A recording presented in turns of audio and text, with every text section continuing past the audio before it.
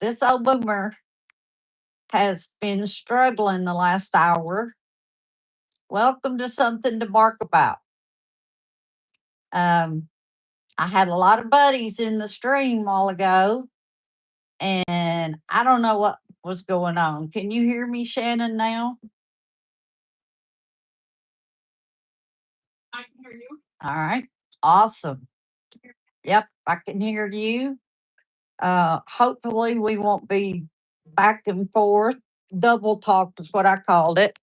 I got my girls, four of them up here, I think, that they hear me talking and they know what I mean by live stream. And uh, Oops is over there in a pile of dog beds on the bed. So, but I want to give folks just a second to get in here. Um, I'm not shaking it too bad, am I, Shannon? All right.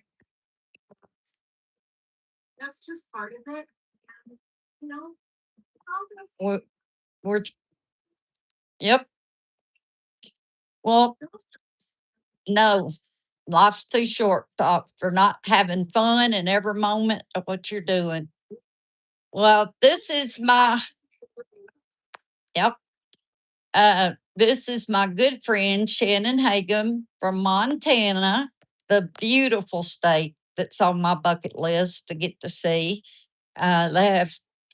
I would love to see your backyard. Even I'm sure it's gorgeous.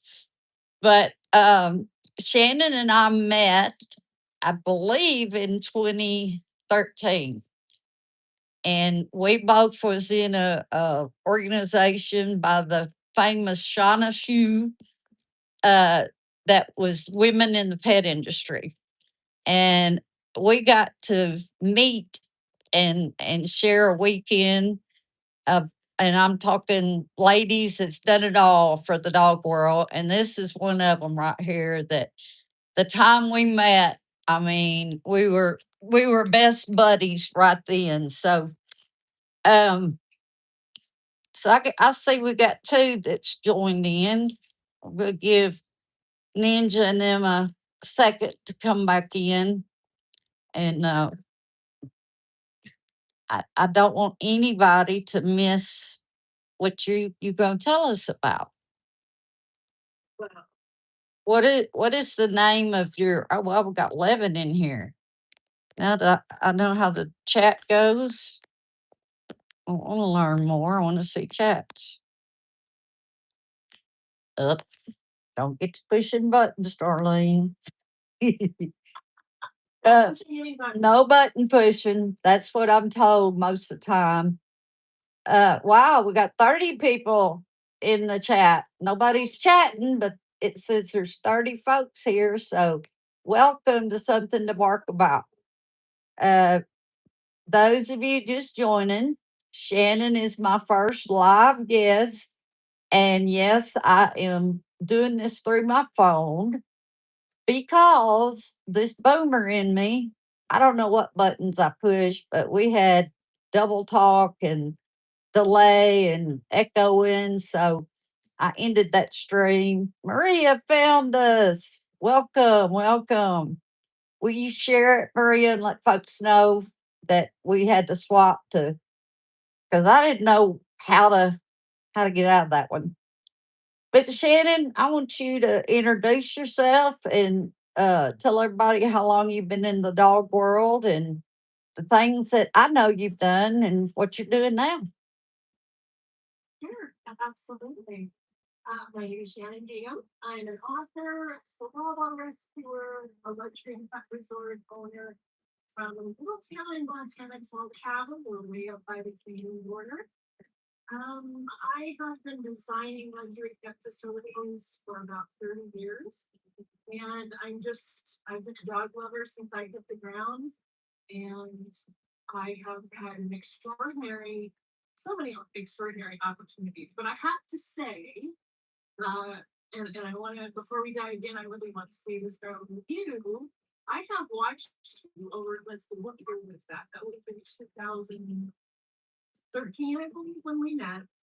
Think so.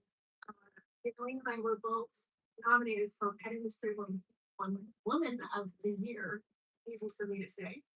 And it was just fabulous events. And, you're meeting all of these new people.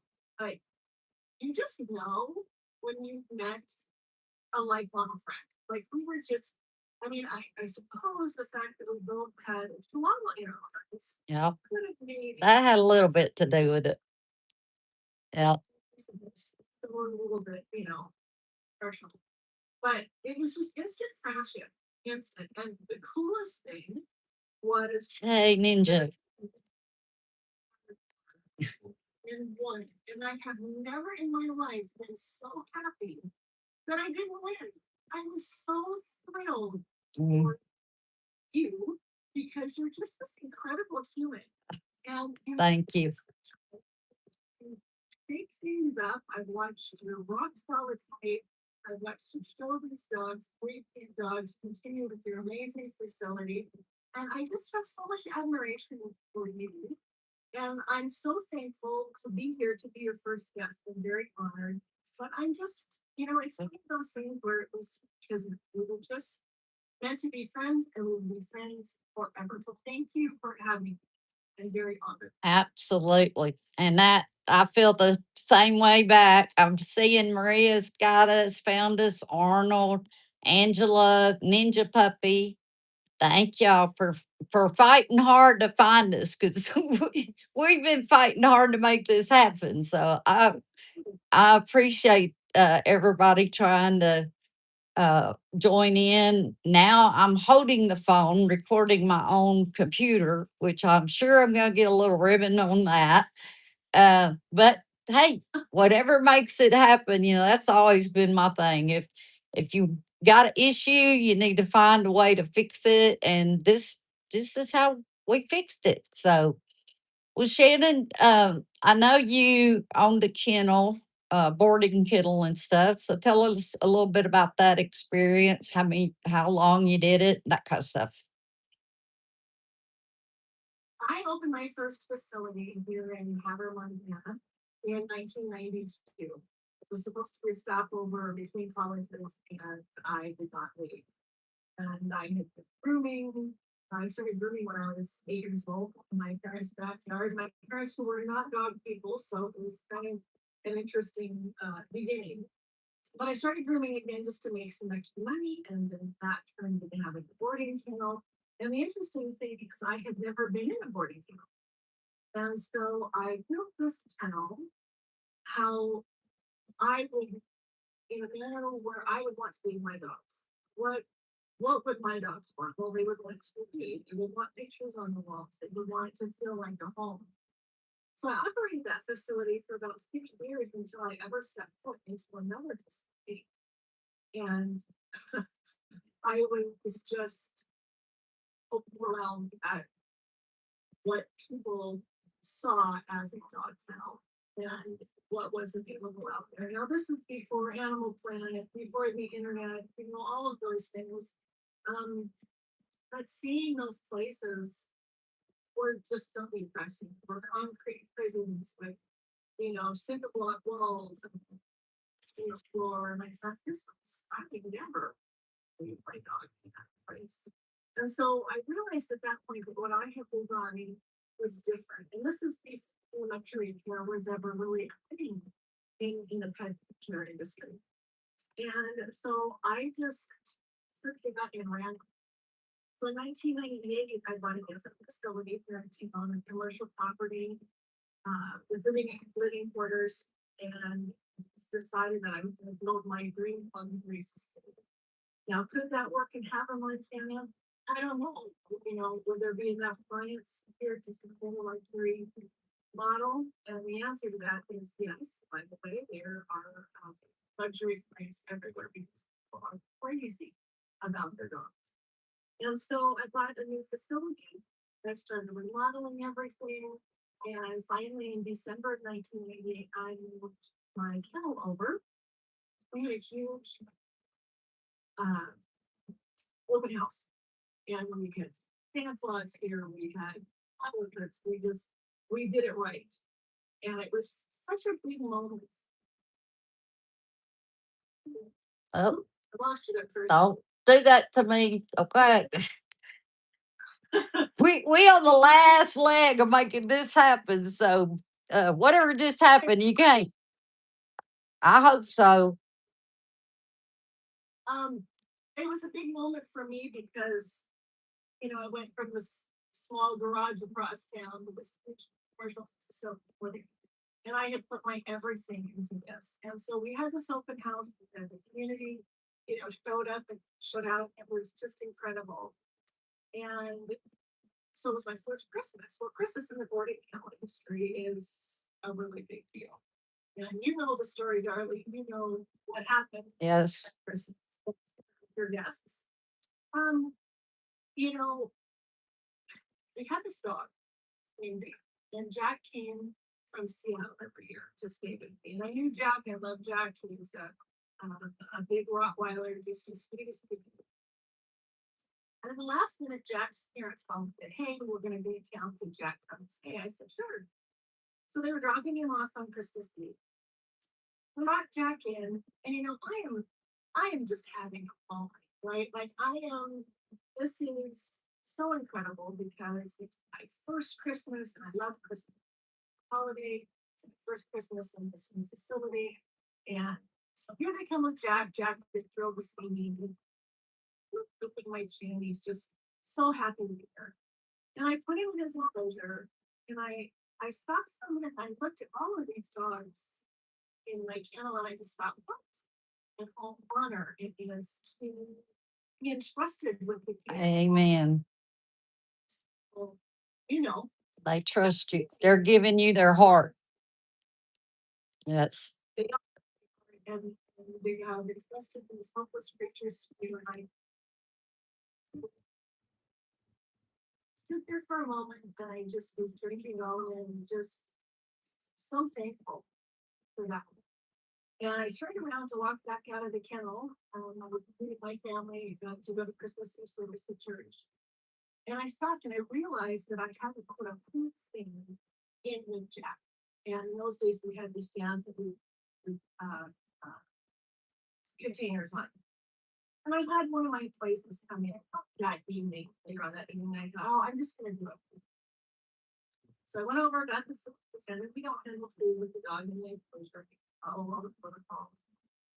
And I stepped into the enclosure and I set the food stand down and I looked back, and Jack was standing at the end of the kennel, 10 feet away from me, and just looking at me. Looked at him. And if you've done this for any amount of time, if you've handled dogs, you just know something is off. Right? That's different. Looking at Jack and I'm thinking, why is it so quiet? I can hear White Christmas playing on the TV. And I'm looking at all of these dogs and looking out all of the dogs just perfectly staring at me. It's dead quiet. Well, dogs make noise, right? You can hear their feet on the floor, or they don't necessarily have to be barking, but they make noise. There's no noise. Wow. And I'm thinking, this is really odd. And I turn, and Jack's right here. And at some point during that exchange, Jack had decided that I was prey. And he jumped at me, grabbed me, and sunk his canine tooth under my jawbone and started to shake me back and forth. Now, I was fortunate to have worked at a medical clinic. And so the doctors I worked with always say, "Karen, if a dog bites you, don't pull away." Absolutely. Don't pull. In my mind, don't pull away, don't pull away.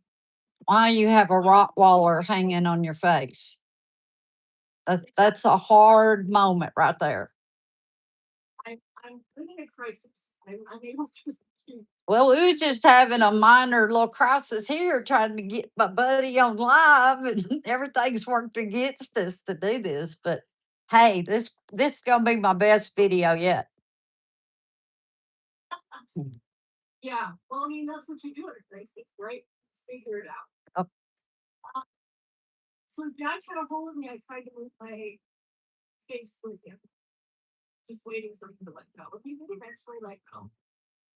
And so I thought this would probably be a good time to run. And I went to run, and Jack got me again. Mm. Now, those of you who deal with dog therapy, they know that it's very eager to dog will bite twice, right? Like once, it's usually just once. Well, this was Jack's second act.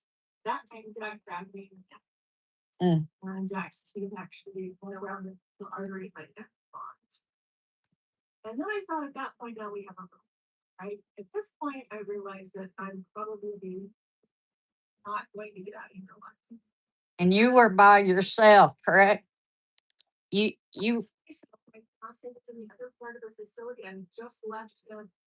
And you don't you can't really process what's happening, right? Like at this point, I do the whole light flashes in front of my eyes, and I realize that this is it. I'm gonna die in my tunnel. That's not very glamorous. I kind of like really more glamour, right? This isn't really what how I thought my end would be. But you accept your fate, and I start to black out, and I started to collapse. And all of a sudden, I remembered that we had a little dog who needed heart medication. And I had not written on his card that he needed heart medication. And I thought, I've got to write it on his card. I've got to do something, or nobody will know. Come on. I reached, very carefully pried Jack's mouth open, and they talk about that superhuman strength, right? And I threw Jack about 8 feet through the air to the back of that kennel, and I started to run. And in those moments, as I'm running toward the door, trying to get to my fiance, I'm thinking, what's that? What does that sound like? I hear this strange noise. And then at some point, I realized it's me screaming out. Wow. So I get to the door, and my fiance's standing there, and he's, of course, a little shocked. And I remember thinking, I'm a bargainer, right? So I think, well, this would be a good time to bargain with God. I'm like, okay, God, here, here's the thing. I have a lot left in the so if you just let me live long enough to get to the mirror, and I don't know what that had to do with the whole thing. Even looking back 8 years later, I'm not really sure. But I figured, I guess, if I could live that long, that I was going to be okay. I'm not sure. I knew my chin was really bad. I had separated my chin. But I was more concerned about the one in my neck. I thought, well, if I can make it there, we'll be okay. And I remember making my deal with God, saying, just let me live. I'll make a difference in this world. Just give me a chance. I ran to the mirror, saw my injuries, and I just went to the hospital. We need to do this, we need to do that. And that moment in my life, obviously, a huge turning point. I was out of work for a long time. I had to physically heal, mentally process what had happened to me, and I knew and loved. It was a turning point. It's the biggest turning point. It wasn't about the injury, wasn't about the talent, wasn't about any of that. It was about, listen, you are 28 years old and you accomplished what you wanted to. Have you really done what you wanted to do?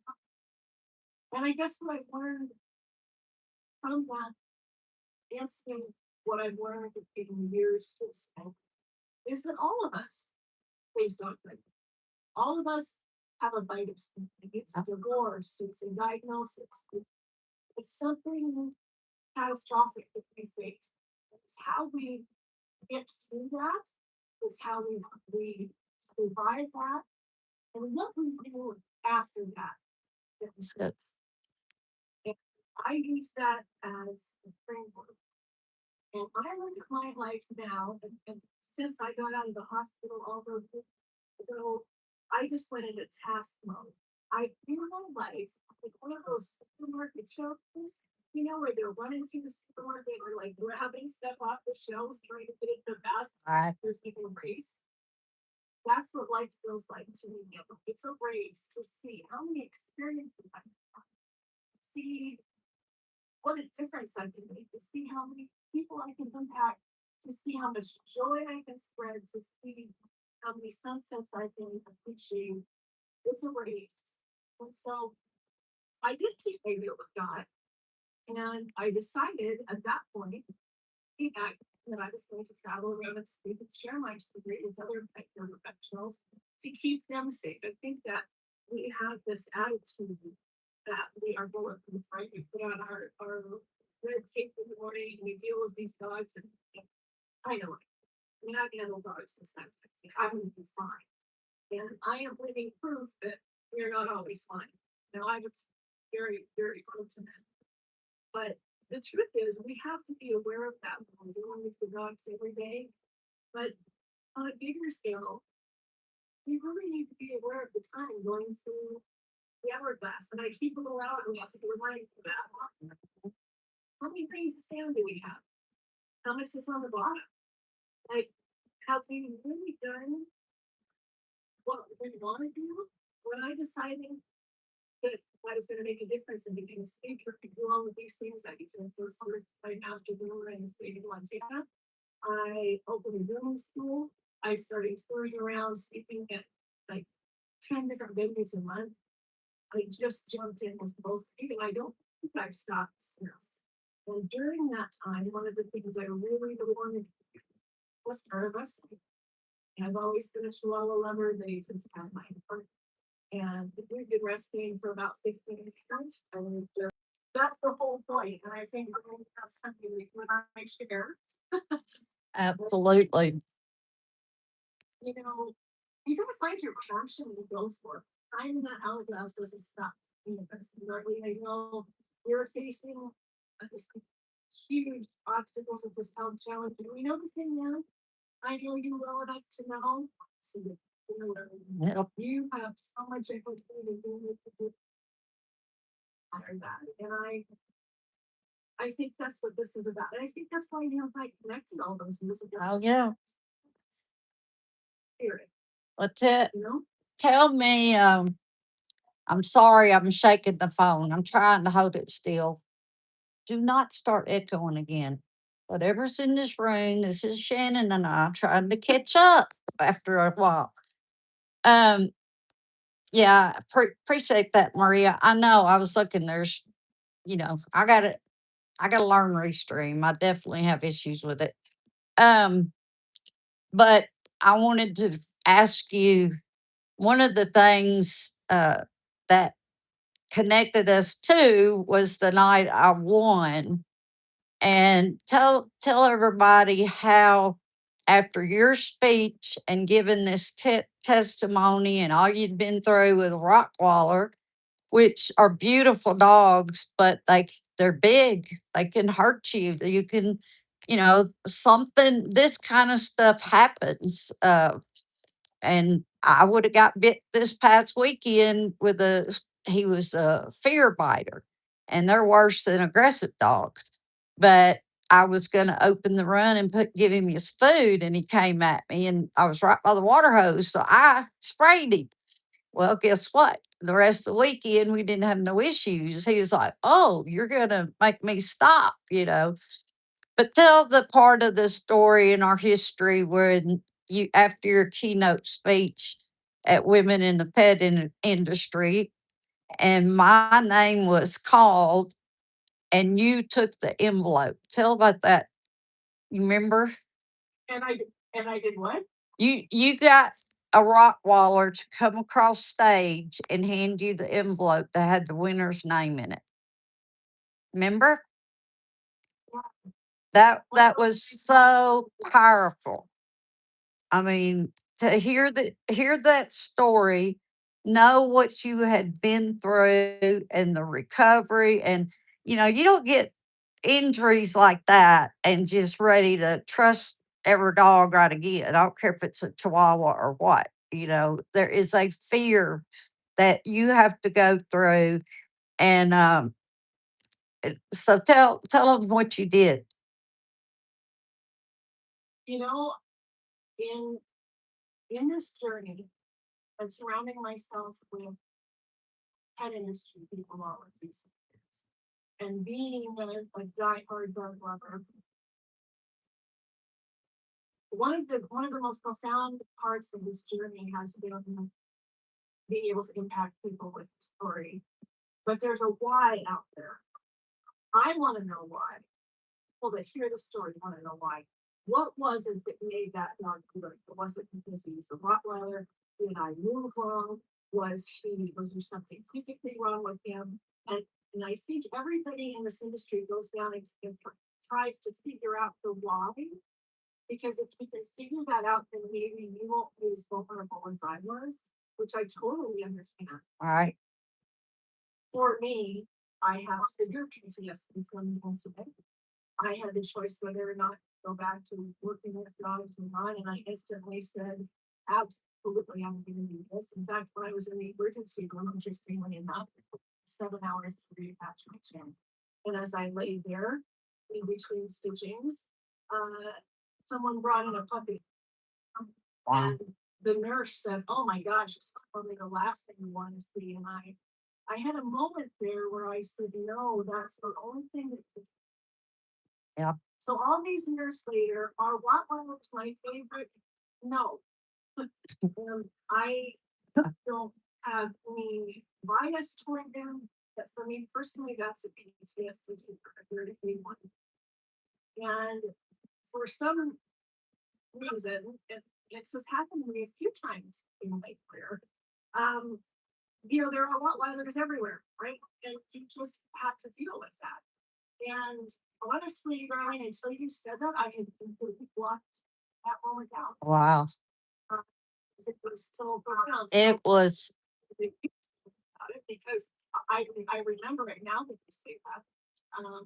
I there was a time when I was giving a speech at a smaller venue and was actually talking on stage, and someone had come up behind me and was sitting there with two Rottweilers behind me, and I got to turn around and face that.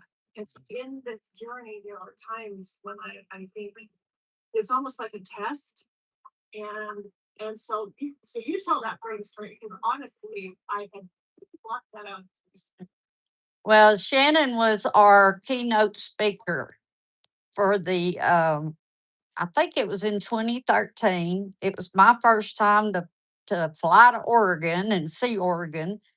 And I was just so amazed because we were sitting in the room with women from all over the country and some other countries that, the lady that made the stepper bag, how you say that?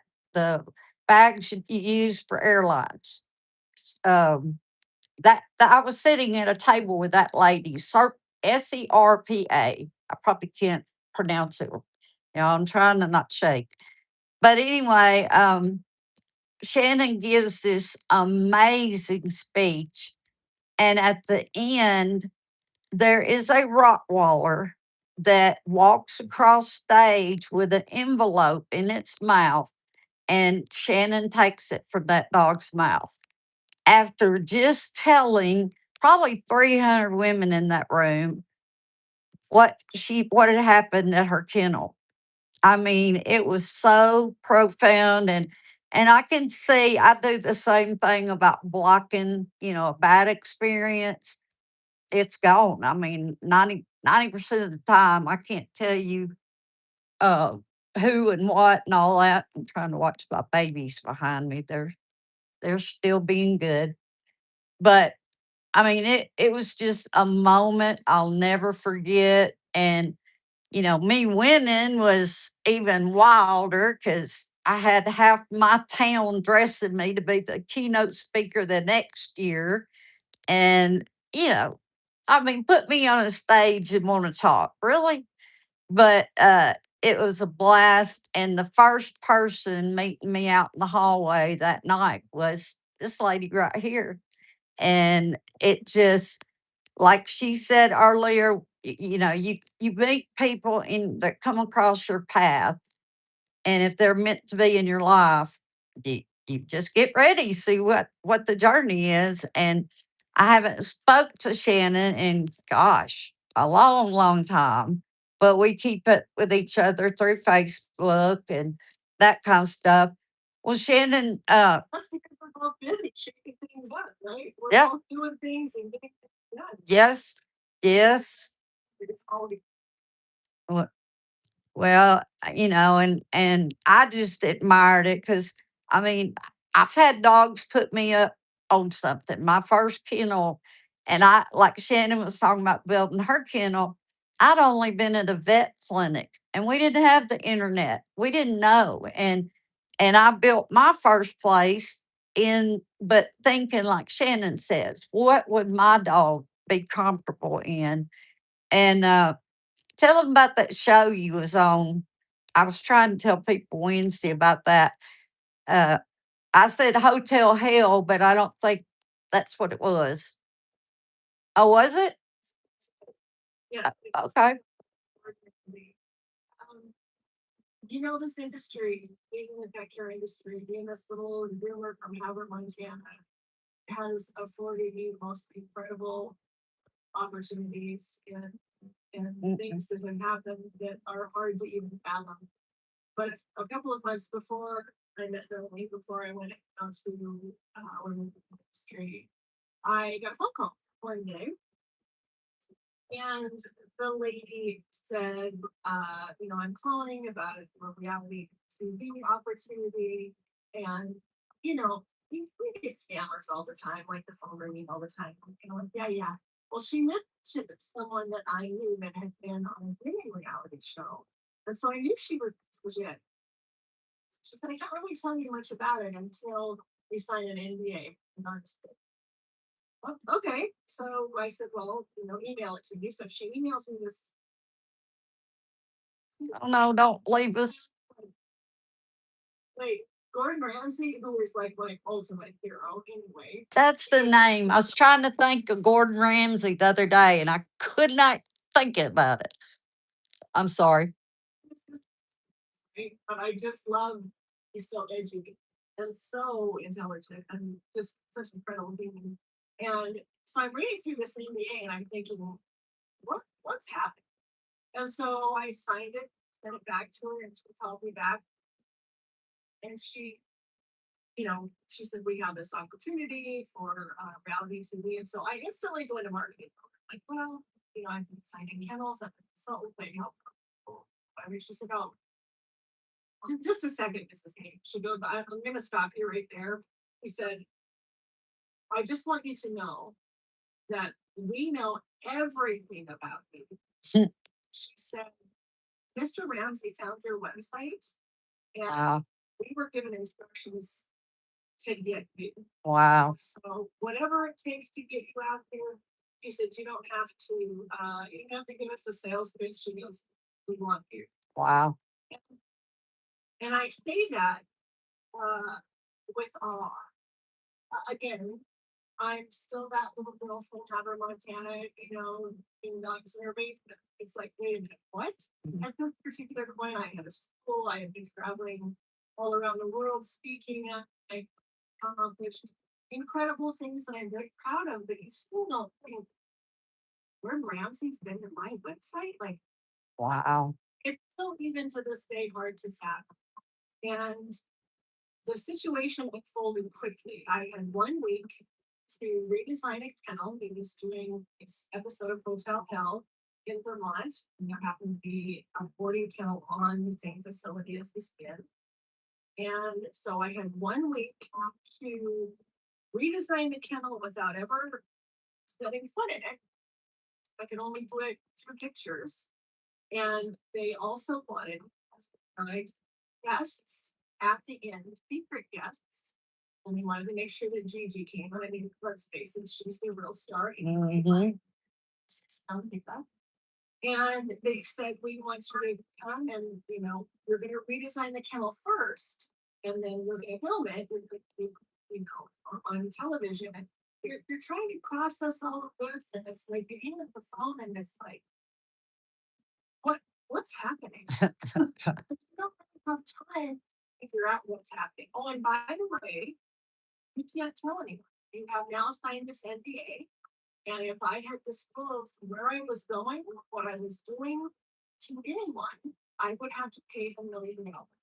Mm.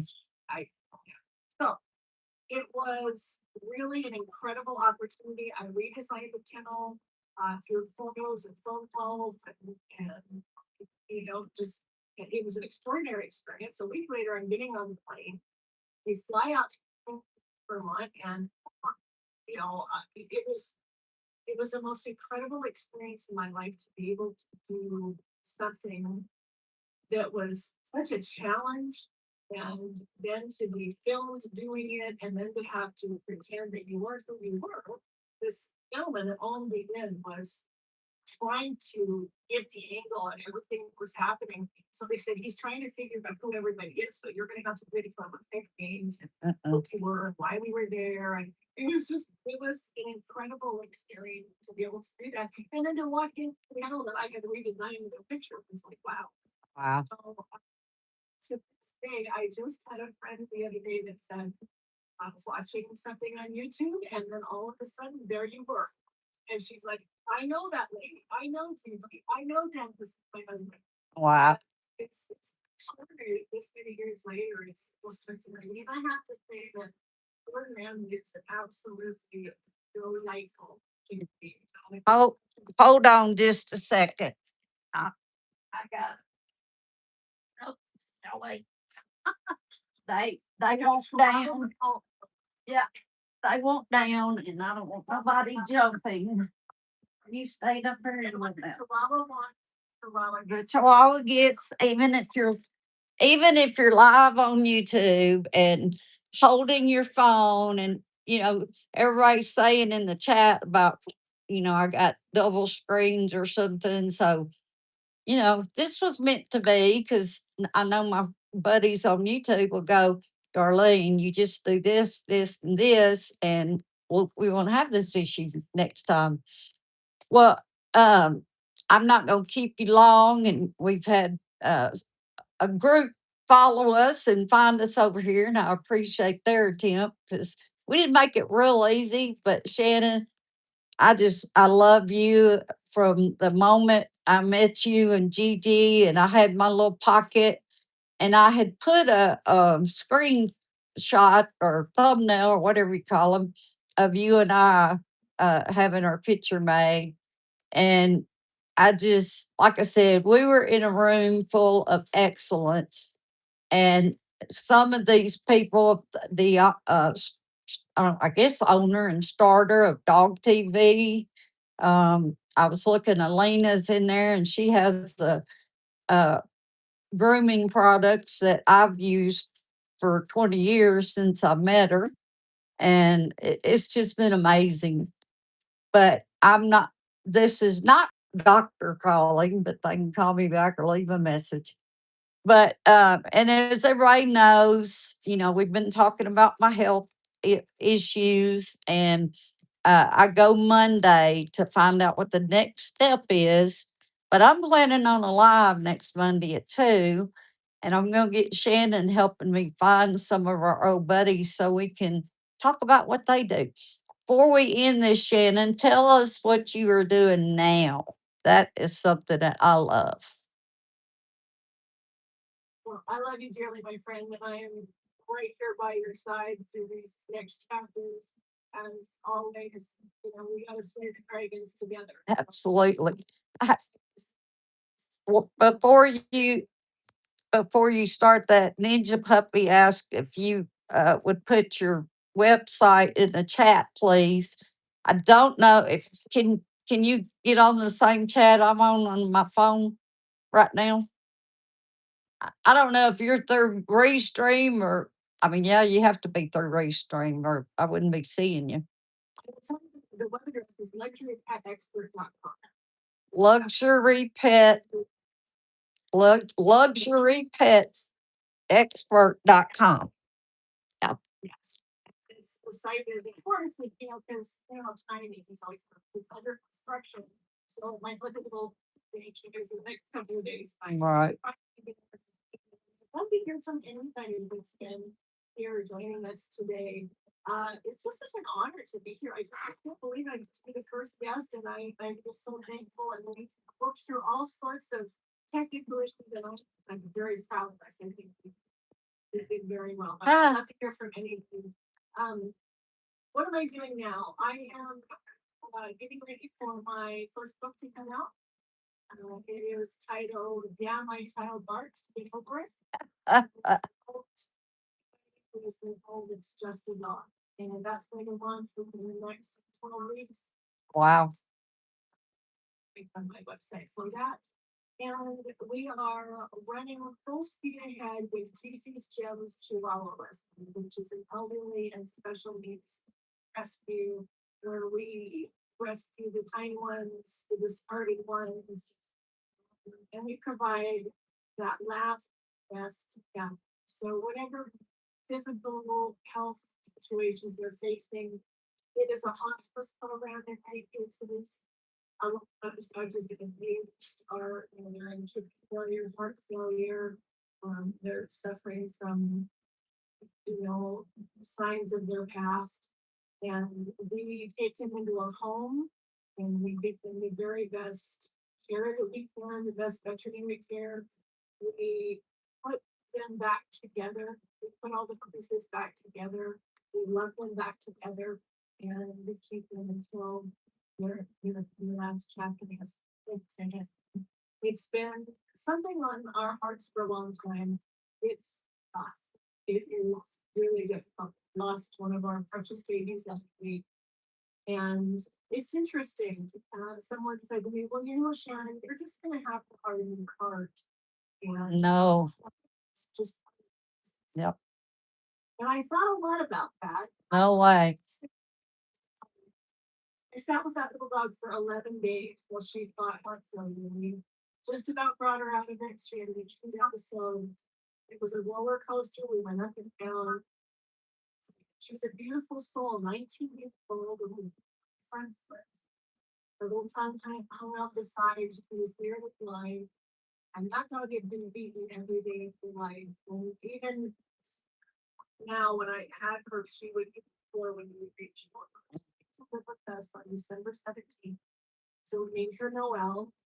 And if you go to my profile on Facebook, Shannon Ham, you will see videos of little Noelle.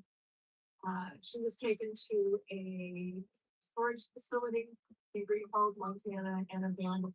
She was freezed to death in the middle of a Montana winter. And some good Samaritan found her and took her to the shelter where they named her Cleft because her little foot was on backwards and she walked on her wrist bone.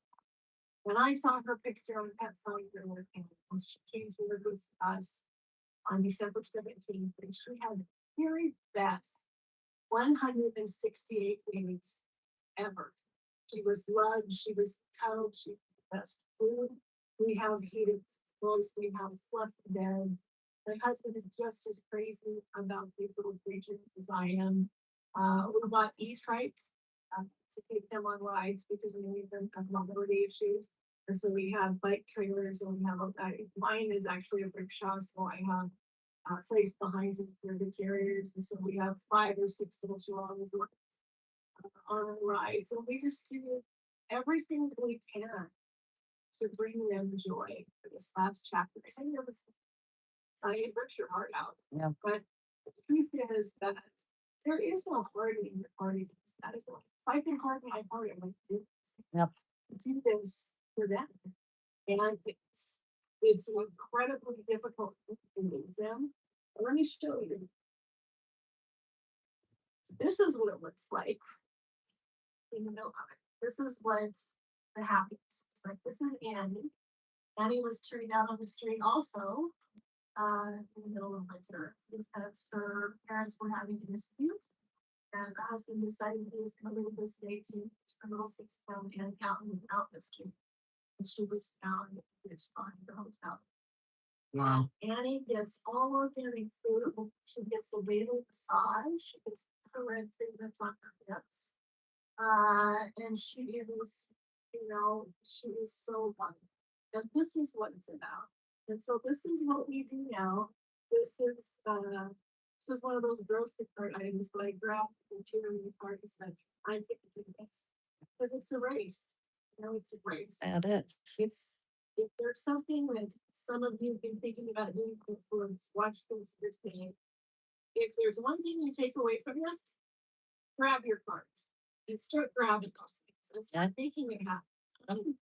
I'm sticking to that hourglass just as quickly as it is for everybody else. And I can tell you, when you do start grabbing those items, this is what you get. Just pure bliss. Your life takes on a deeper meaning. And we're all facing challenges, all of us. Let's what you do in between those crises signals. I don't know about you guys, but remember we still to that store.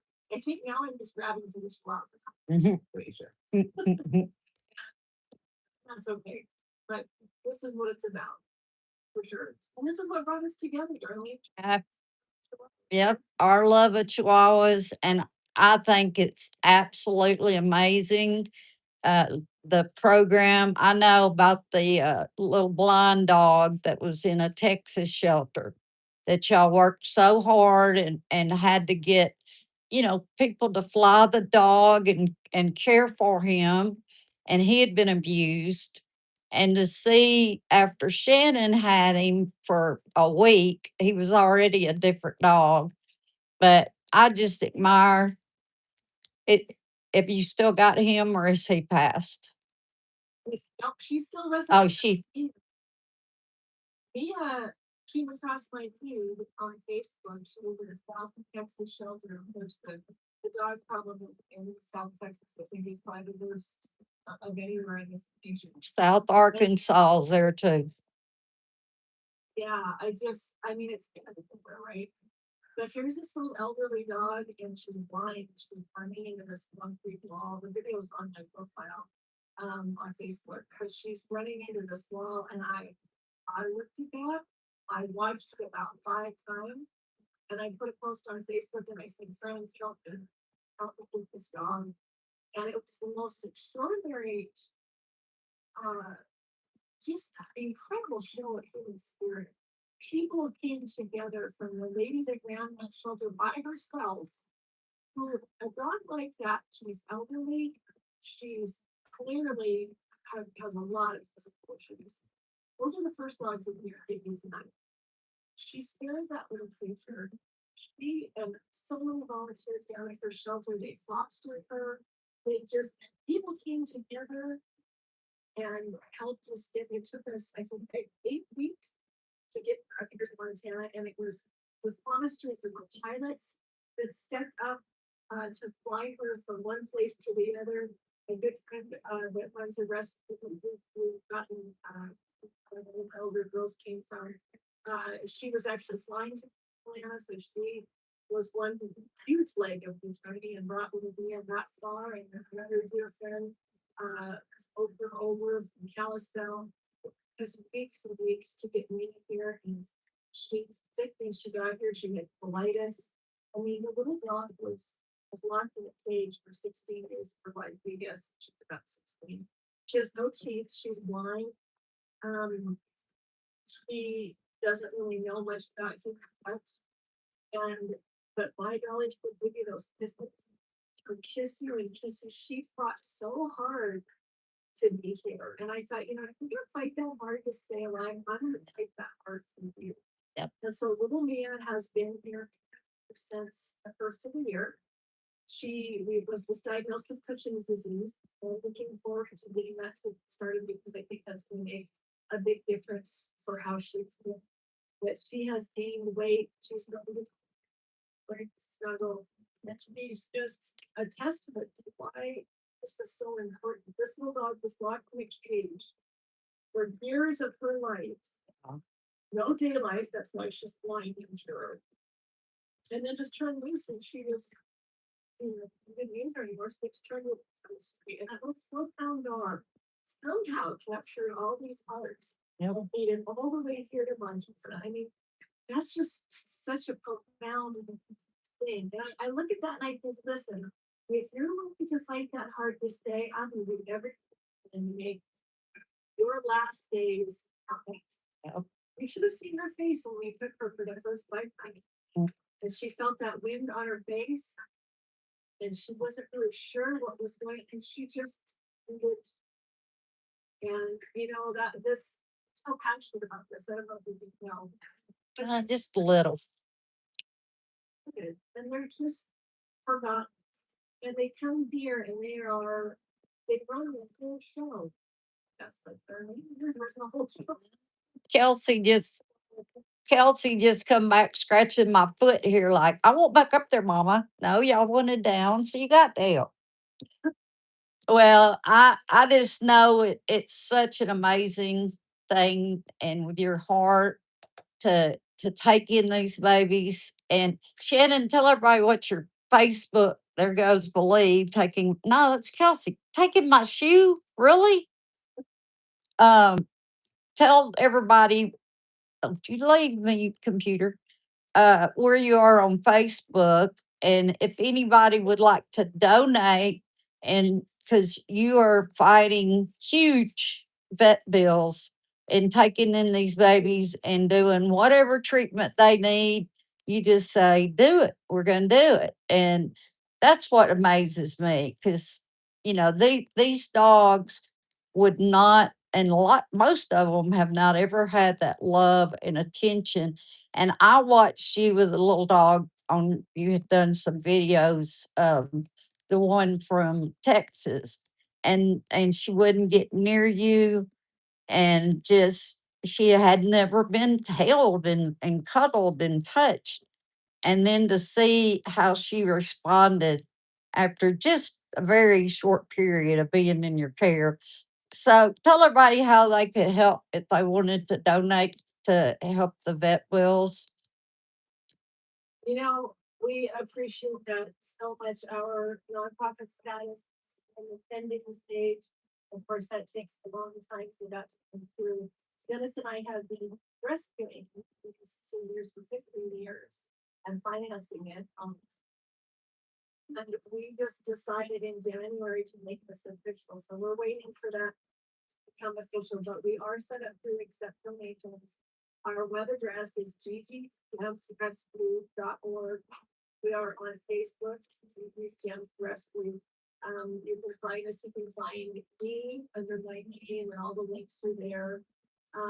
These little dogs, we get them the very best that care that we can. Little Noel had a gallbladder attack in February, and that baby was 3,200 years. Wow. And we each and we figured without any emergency, it's to maintain them, so their medications, the potty pads, and their food.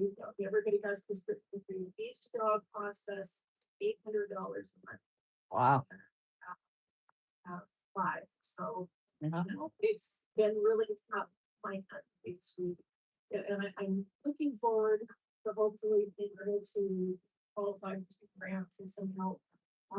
Because it's a struggle every month. That's like, we are.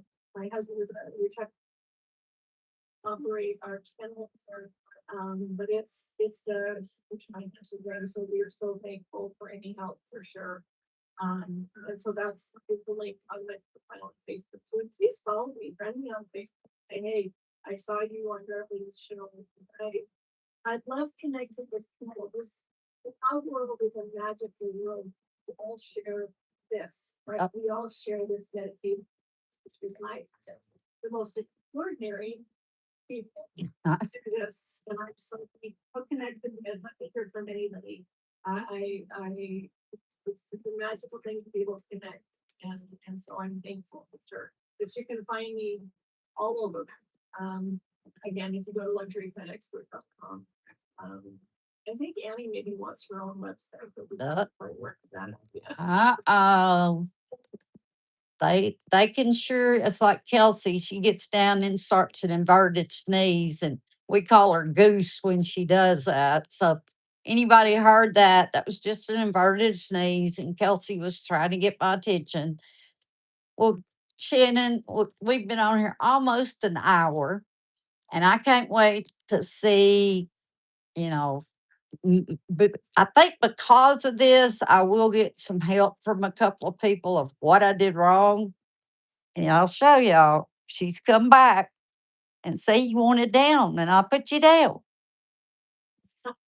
So, but I appreciate you so much for being my first live guest. And it didn't go exactly as planned, but we figured it out. And that's what matters in life.